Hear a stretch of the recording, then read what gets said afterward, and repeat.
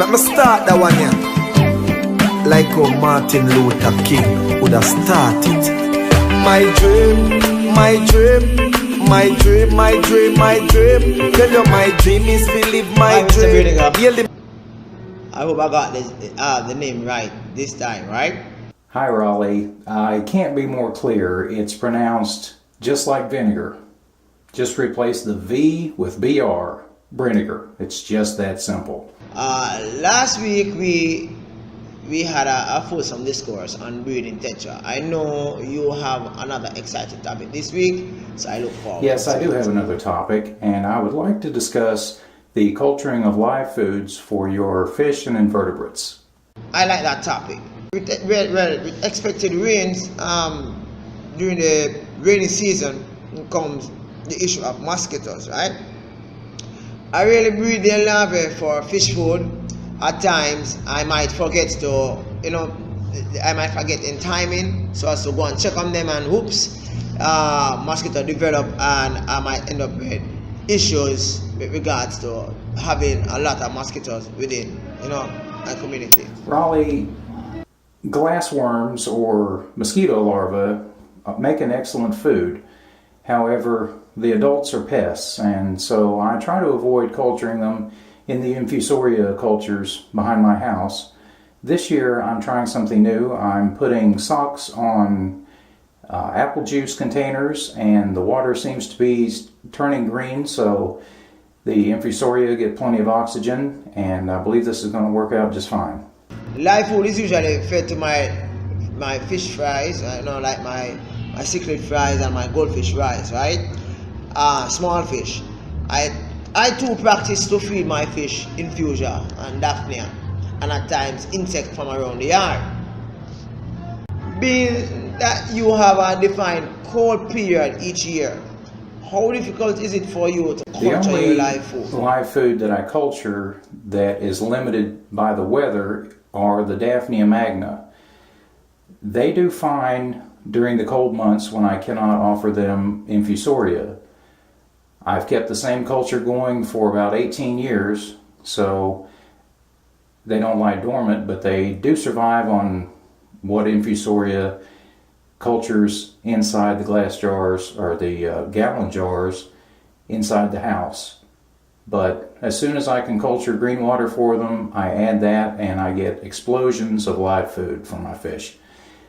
The other live foods that I culture are blackworms and fruit flies. These I culture year-round in the house. I also hatch Artemia brine shrimp for my fry. So this is also done year-round in the house. That's interesting. That's interesting. I got some plants from a friend, and they had daphnia on the roots. Ever since, regardless of the water change I've done, regardless of the siphoning I've done with my ponds and tanks, I'm always in stock of having little creatures called daphnia. Do you get daphnia culture to purchase in stores, whether it be in your agricultural shop or pet shop? How do you go about getting cultures such as brine shrimp or these varied live food for your fish to be fed with? I purchased my Daphnia culture in a pet store around 99 or 2000.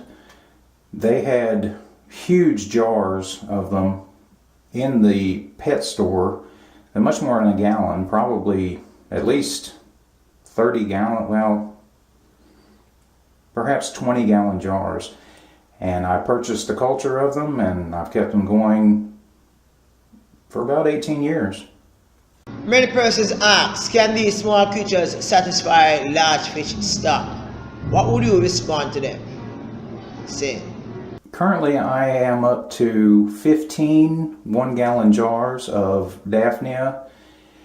I have 2 vases to culture blackworms. Of course, I wind up getting blackworms in the substrate of my tanks, in the bottom of 5-gallon buckets where I keep used aquarium water to do water changes on the blackworms. Fruit flies are not a problem at all. I always have way more than I can feed my fish, but I keep my fish going with flake food and produced pellets as a staple food. Live foods are a treat, and I try not to overfeed them, particularly blackworms, because as I understand it, these are high in fat, and I don't want my fish to develop fatty livers.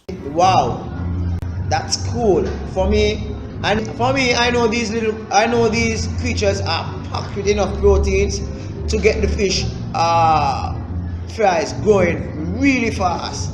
So I try to get a culture colony going in my I don't fry feed spot. Daphnia to my fry. I strain the Daphnia through a brine shrimp net and offer these to the adults. For the fry, I offer Artemia nupli, brine shrimp. And this seems to be the best food for fry, very high in protein and little fat at all.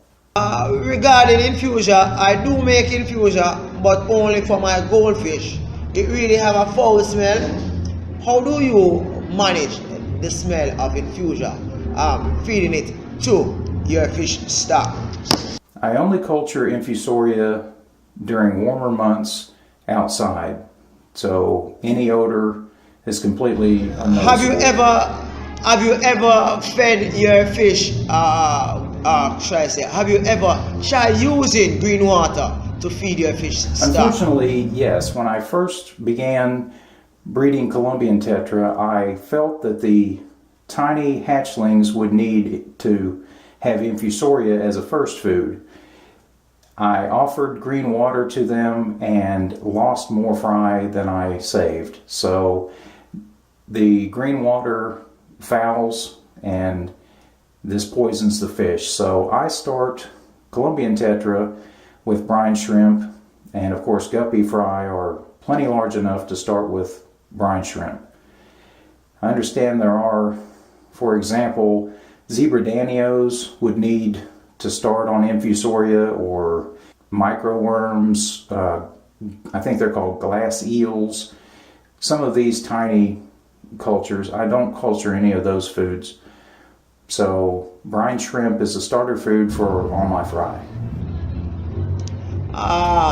Interesting. Yeah, I've heard of it several times, but I've never really tried it.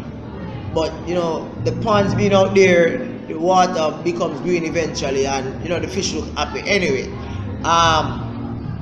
Brine shrimp is not readily available in Jamaica. I would not say it does not exist, but the culture can be had but the culture cannot be had.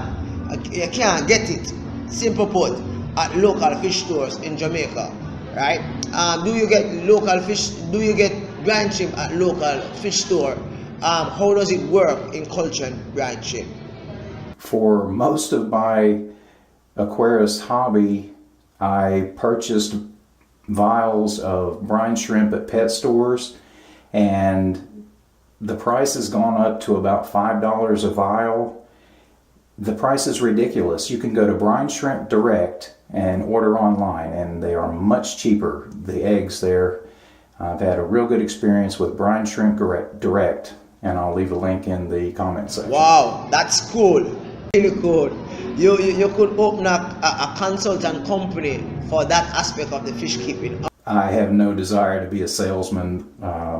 My Aquarius hobby is confined to the joy of keeping fish and invertebrates. I really love the idea of live food, but the idea of giving my fish live food every day is impossible, totally impossible. My time schedule will not allow for this. I have a regular 9-to-5 job and social responsibilities, as well as special responsibilities at my workplace, right?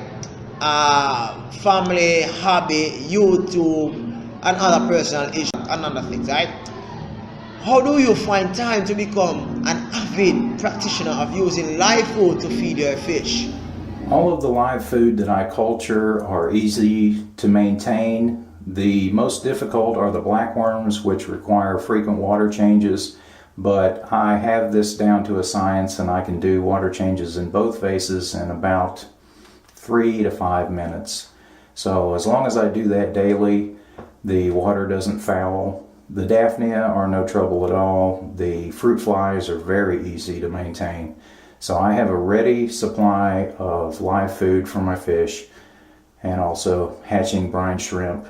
This isn't difficult at all. I'm really liking the idea of us sharing that. It seems as if whatever you wish to discuss, I'm also enthused.